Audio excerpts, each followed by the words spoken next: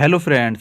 साथियों, अगर आप वेतनभोगी कर्मचारी हैं, चाहे आप सरकारी डिपार्टमेंट में हो या आप किसी प्राइवेट ऑर्गेनाइजेशन में हो, तो आज की वीडियो आपके लिए बहुत ही फ़ायदेमंद होने वाली है। साथियों, वित्तीय वर्ष के अंत में हमें अपने इनकम टैक्स की डिटेल भरकर अपने डिपार्टमेंट को देनी होती है। तो इसी टाइम हमें डिसाइड करना होता है कि हमें कितना HRA क्लेम करना है, किस नियम से क्लेम करना है। तो आज की इस वीडियो में हम आपको HRA कैलकुलेशन करने की पूरी प्रक्रिया के बारे में बताएंगे। अगर आप हमारे चैनल पर पहली बार विजिट कर रहे हैं तो हमारे चैनल को सब्सक्राइब कर लीजिए ताकि आने वाली सभी वीडियो के नोटिफिकेशन आपको टाइम से मिलते रहें। शुरू करते हैं आज की वीडियो। साथियों, HRA की कैलकुलेशन करने से पहले हमें HRA की तीनों कंडीशन को समझना बहुत ही ज़रूरी है। तो इसकी 3 कंडीशन होती हैं।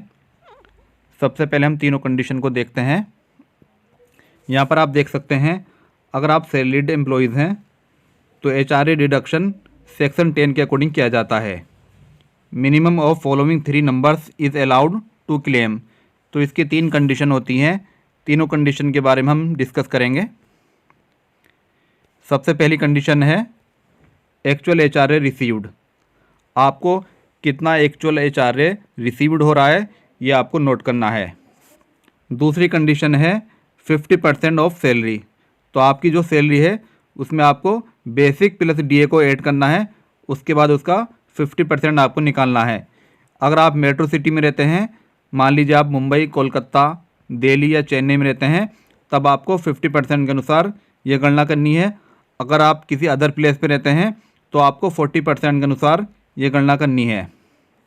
इसकी तीसरी कंडीशन है हाउस रेंट पेड। आपने जितना हाउस रेंट पे किया है उसमें से आपको 10% सैलरी माइनस करनी है।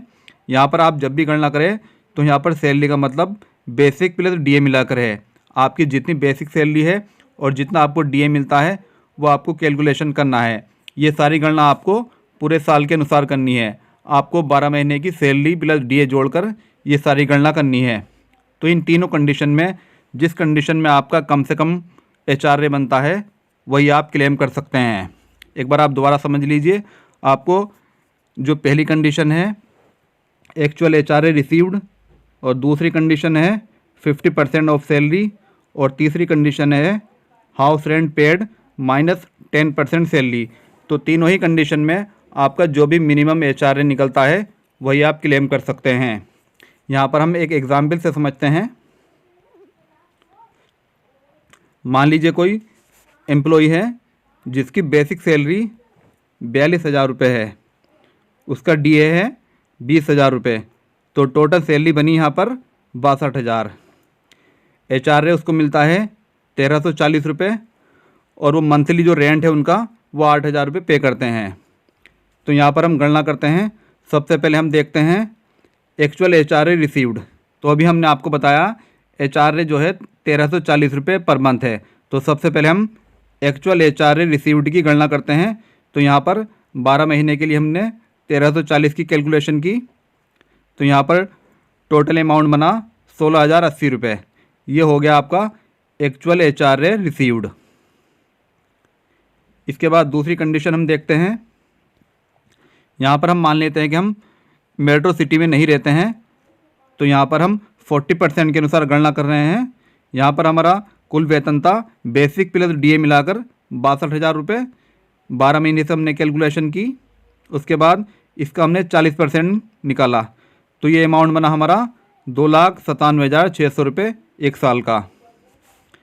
इसके बाद हम तीसरी कंडीशन को देखते हैं।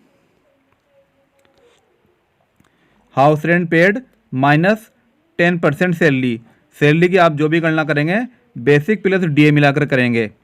तो यहाँ पर हमारा जो रेंट था वो 8,000 रुपये पर मंथ था, तो यहाँ पर हमने 12 से गुणा की, तो ये अमाउंट बना हमारा 96,000 रुपये।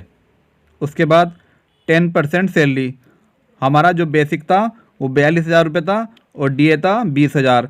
टोटल हमारी सैलरी थी 62,000, तो उसका जो 10% बना वो 6,200 रुपये बना। इसे हमने 12 से गुणा की, तो ये अमाउंट बना हमारा 74,400 रुपये। उसके बाद यहाँ पर जो कंडीशन है house rent paid minus 10% salary, तो माइनस करने के बाद ये अमाउंट बना हमारा 21,600 रुपये। तो यहाँ पर हमने तीनों कंडीशन के अनुसार कैलकुलेशन की। तीसरी कंडीशन के अनुसार हमारा जो HRA बना वो 21,600 बना, जबकि दूसरी कंडीशन के अनुसार हमारा बना था 2,97,600 रुपये, और जो पहली कंडीशन थी हमारी उसमें हमारा HRA बना था 16,080 रुपये। तो तीनों कंडीशन में आपका जो मिनिमम अमाउंट होगा वही आप क्लेम कर सकते हैं। तो यहाँ पर हमारा मिनिमम अमाउंट है 16,080 रुपये। तो यही अमाउंट हम इनकम टैक्स में क्लेम कर सकते हैं। साथियों, अगर आपकी बेसिक सैलरी या DA चेंज होता है तो आपको 12 महीने की पूरी कैलकुलेशन करनी है और उसी के अनुसार आपको गणना करनी है। लेकिन इस बात का आपको ध्यान रखना है, तीनों कंडीशन में जो आपको मिनिमम अमाउंट बनेगा वही आपको क्लेम करना है। साथियों, इस तरीके से आपको HRA क्लेम करना है। अगर आपको कोई और भी जानकारी चाहिए तो आप कमेंट बॉक्स में जाकर कमेंट कर सकते हैं। वीडियो पसंद आई तो लाइक कीजिए, शेयर कीजिए, हमारे चैनल को सब्सक्राइब कीजिए। धन्यवाद।